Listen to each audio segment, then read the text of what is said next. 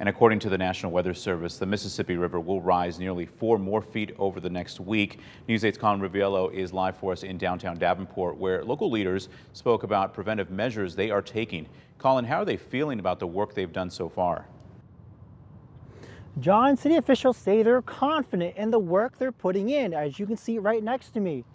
They've also been in close contact with the Army Corps of Engineers to ensure what happened 4 years ago does not happen again.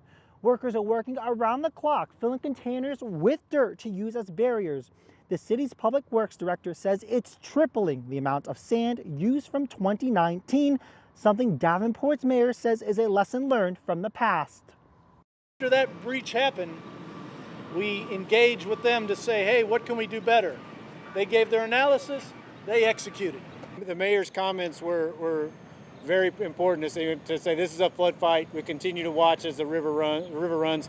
A lot of water, very powerful, as the city has found out historically a number of times.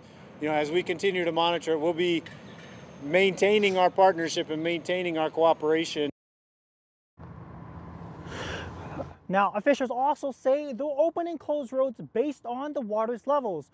Right now, parts of River Drive, South Concord, and Beiderbecke remain closed. Live in Davenport, I'm Colin Riviello, WQAD News 8. Back to you. All right, thank you, Colin. The city wants to remind residents never to drive in high water and to follow road closure signs.